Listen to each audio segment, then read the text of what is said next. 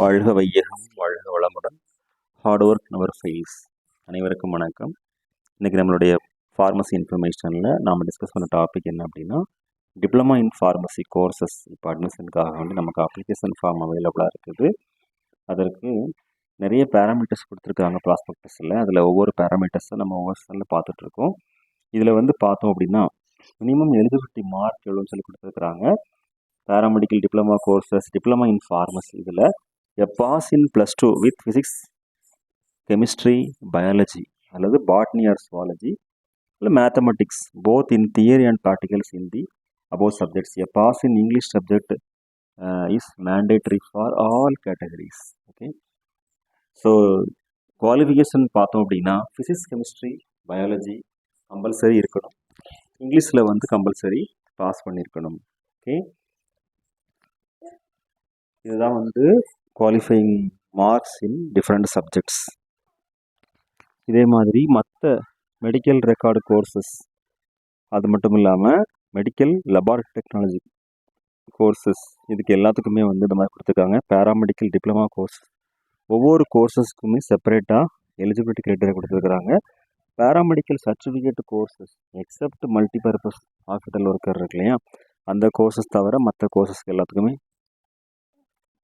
நம்ம ஏற்கனவே மென்ஷன் பண்ண மாதிரி ஹையர் செகண்டரி கோர்சஸில் physics, chemistry, botany, zoology, biology or maths அந்த மாதிரி சப்ஜெக்ட்ஸ் இருக்கணும், அந்த மாதிரி மென்ஷன் பண்ணியிருக்கிறாங்க. அதில் வந்து குவாலிஃபைங் மார்க்ஸ் எடுத்திருக்கணும் அப்படிங்கிறத தெளிவாக சொல்லியிருக்கிறாங்க. இதில் வந்து சில இன்ஸ்ட்ரக்ஷன் கொடுத்துருக்காங்க. என்ன அப்படின்னா, மேலே குறிப்பிட்ட பாடங்களுடன் வேறு ஏதேனும் சமமான தேர்வுகளில் தேர்ச்சி பெற்றவர்கள் தமிழ்நாடு டாக்டர் எம்ஜிஆர் மருத்துவ பல்கலைக்கழகத்திலிருந்து தகுதி சான்றிதழை பெற்று கல்லூரியில் சேர்வதற்கு முன் பதிவேற்றம் செய்ய வேண்டும். அதாவது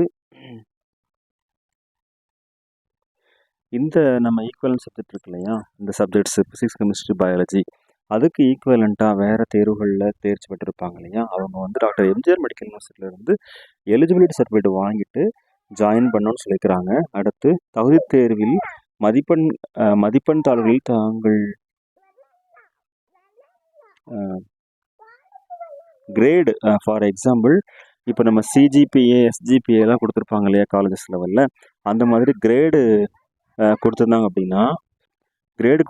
அப்படின்னா சான்றிதழ் சமர்ப்பித்த விண்ணப்பதாரர்களின் விஷயத்தில் இயற்பியல், வேதியியல் மற்றும் உயிரியல் அல்லது தாவரவியல் மற்றும் விலங்குகளுடன் தேர்ந்தெடுக்கப்பட்ட அறிவியல் பாடங்களில் மதிப்பெண்கள் நிர்ணயிக்கும் போது தரங்களில் குறைந்தபட்ச மதிப்பெண்கள் மட்டுமே கணக்கீடு செய்வதற்கு எடுத்துக்கொள்ளப்படும் என்று இருக்கிறாங்க. அதாவது இப்போ அந்த கிரேடை வந்து அதுக்கு ஒரு க்ரைட்டீரியா இருக்கு இல்லையா, பர்சன்டேஜை மாற்றுறது இல்லை அதுக்கு ஈக்குவலண்ட்டான மார்க்ஸ் வருதா அப்படிங்கிறத பார்க்குறதுக்கு அதை கன்சிடர் பண்ண சொல்லியிருக்கிறாங்க.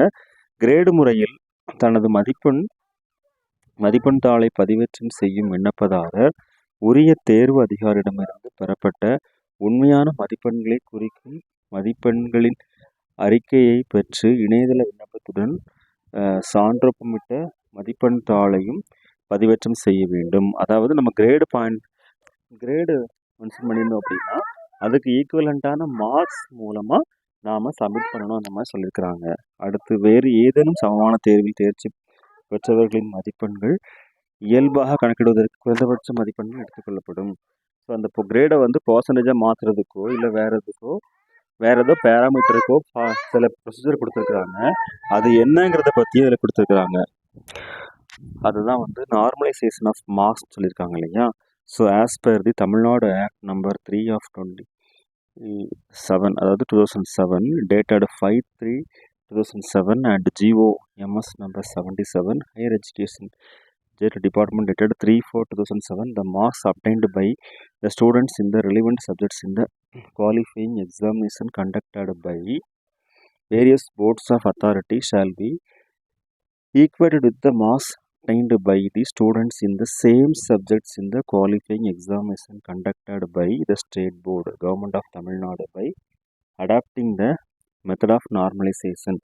அதாவது இப்போ பர்சன்டேஜ் பார்க்குறதுக்கு வந்து மார்க்ஸ் இருக்கும், கிரேடு வந்து டிஃப்ரெண்ட்டாக இருக்கும் இல்லையா. ஸோ அதை எல்லாத்தையுமே நார்மலைஸ் பண்ணுறதுக்குரிய ப்ரொசீஜர் வந்து கொடுத்துருக்குறாங்க.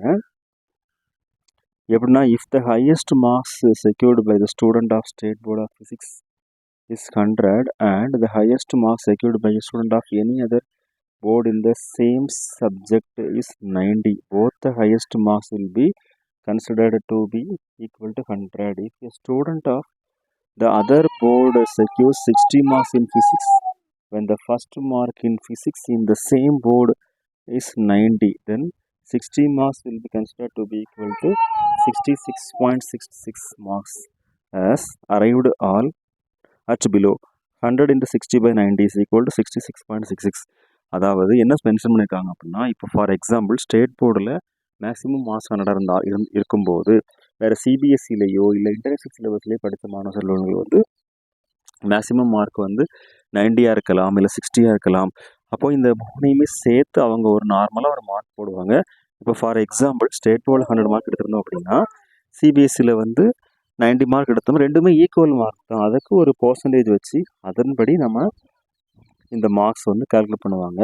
After normalisation of marks in the relevant subjects in the qualifying examination conducted by different boards, the qualified students of different boards will be merged into a common merit list. அதுக்கப்புறமா common merit list prepare பண்ணி அதன் மூலமாக நமக்கு rank சொல்லுவாங்க. In case of candidates who have qualified from national boards such as CBSE and ICE, the highest marks obtained by the candidate at the national level alone will be taken into consideration for normalization.